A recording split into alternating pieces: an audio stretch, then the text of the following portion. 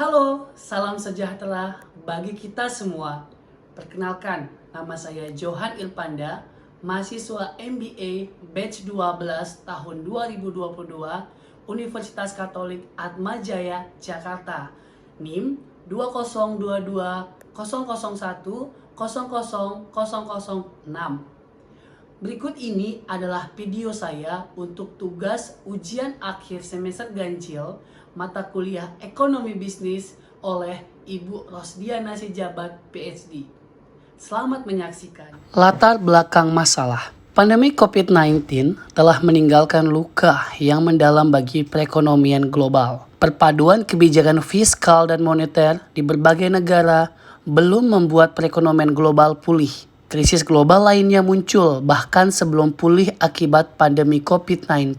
Tidak terkecuali Indonesia. Indonesia merupakan salah satu negara yang terkena dampak perekonomian global akibat pandemi COVID-19. Hanya saja, Indonesia adalah salah satu negara yang kondisinya lumayan baik dibandingkan dengan beberapa negara lainnya yang terkena dampak akibat COVID-19 ini. Beberapa negara lainnya yang terkena dampak COVID-19 cukup parah. Pertumbuhan ekonomi Indonesia sekitar 5% dalam beberapa kuartal terakhir. Padahal di banyak negara inflasi di atas 8%. Tapi Indonesia tidak seperti itu. Dalam video ini akan membahas tentang apa saja kebijakan utama yang dilakukan pemerintah Indonesia sehingga membuat Indonesia tidak perlu tertekan dibandingkan negara lain akibat pandemi COVID-19, khususnya dalam bidang perekonomian. Salah satu kebijakan yang diterapkan di Indonesia melalui Bank Indonesia juga, yaitu BI menerapkan kebijakan quantitative easing. Dan dalam video ini kita akan menjelaskan juga secara detail yang telah dilakukan dan dianalisa oleh saya tentang kebijakan quantitative easing ini yang telah membantu mendorong pemulihan ekonomi nasional. Tetapi ternyata kebijakan QE ini dirasa belum efektif secara maksimal dalam membantu kebangkitan dunia usaha atau pasca pandemi ini. Dan akan dijelaskan juga secara detail dalam video ini.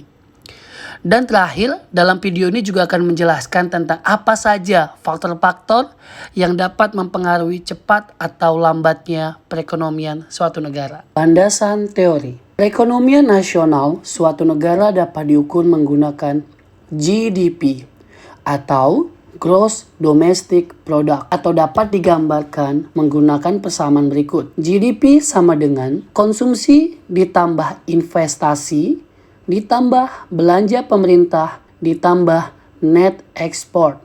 Kesehatan perekonomian suatu negara bisa diukur dari tingkat pertumbuhan GDP. Jika perekonomian suatu negara itu sehat, maka GDP akan tumbuh secara positif.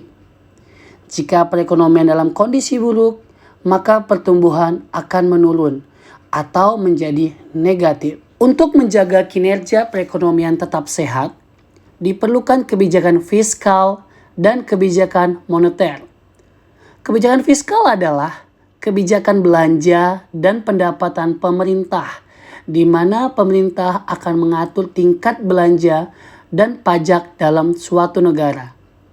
Kebijakan fiskal ekspansioner diterapkan pada saat perekonomian mengalami kontraksi, yaitu dengan cara menurunkan pajak dan meningkatkan belanja pemerintah.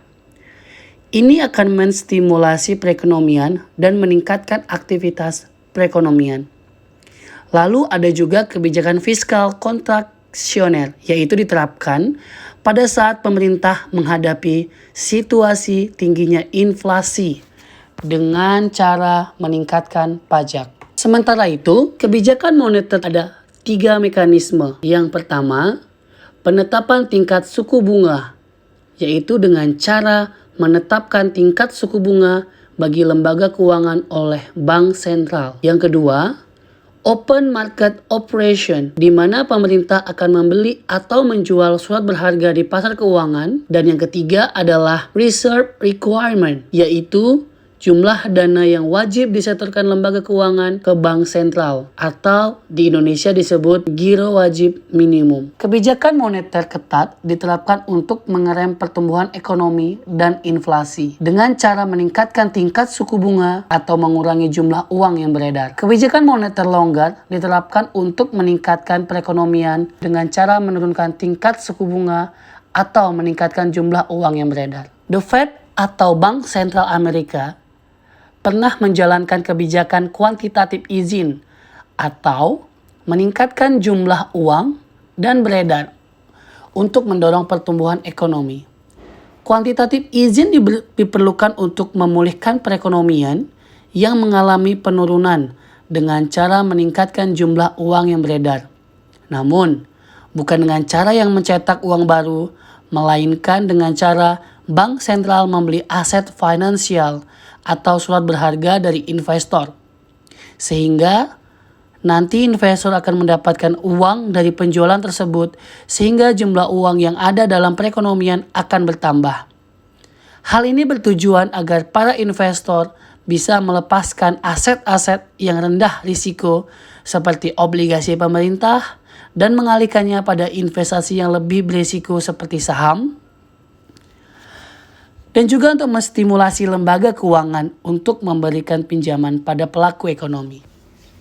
Analisa dan pembahasan. 1. Apa kebijakan utama yang membuat Indonesia tidak terlalu tertekan dibanding negara lain?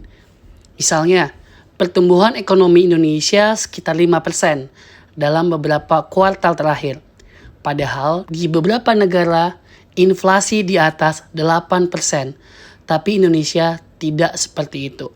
Mengapa? Indonesia membuat suatu kebijakan, yaitu Program Ekonomi Nasional. Program Ekonomi Nasional adalah salah satu rangkaian kegiatan untuk mengurangi dampak COVID-19 terhadap perekonomian. Ada 6 kebijakan utama dalam Program Ekonomi Nasional ini. Yang pertama, penanganan kesehatan. Kedua, perlindungan sosial. Ketiga, insentif bagi dunia usaha. 4. Dukungan untuk usaha mikro kecil dan menengah. Kelima, pembiayaan korporasi. Dan yang keenam, program sektoral kementerian lembaga dan pemerintah daerah.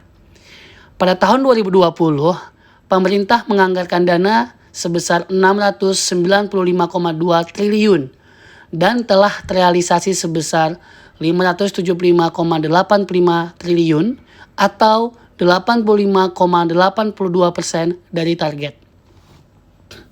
Selanjutnya yang kedua, faktor-faktor apa saja yang mempengaruhi cepat atau lambatnya perekonomian suatu negara pemulihan? Pertumbuhan ekonomi adalah dilihat dan diukur dengan cara membandingkan komponen yang dapat mewakili keadaan ekonomi suatu negara masa kini dan periode sebelumnya.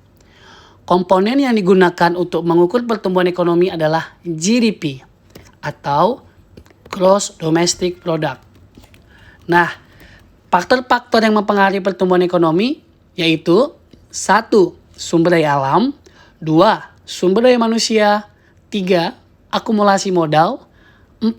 Tenaga manajerial dan organisasi produksi, 5. Ilmu pengetahuan dan teknologi, 6. Faktor politik dan administrasi pemerintah, 7.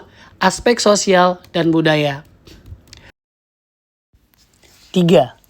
Untuk mendukung pemulihan ekonomi Indonesia, Bank Indonesia menerapkan kebijakan quantitative easing. Kebijakan quantitative easing yang telah mendorong pemulihan ekonomi nasional. Tetapi, kebijakan quantitative easing ternyata memiliki kelemahan. Berikut penjelasannya. Pada masa COVID-19, Bank Indonesia memberlakukan kebijakan quantitative easing hingga ratusan triliun. Hal ini dilakukan sebagai langkah dalam menghadapi dampak ekonomi akibat COVID-19. Kebijakan quantitative easing memiliki kelemahan. Penerapan kebijakan ini beresiko memicu inflasi serius. Jika jumlah uang baru yang beredar terus bertambah, maka nilai uang akan melemah. Alhasil, ketika keadaan ekonomi membaik, suplai uang bertambah dengan cepat. Keadaan ini menyebabkan bank makin gencar memberikan pinjaman kepada masyarakat dan masyarakat pun akan semakin konsumtif. Berikut ini adalah kesimpulan dari video ini. Berikut ini adalah referensi yang saya gunakan untuk video ini.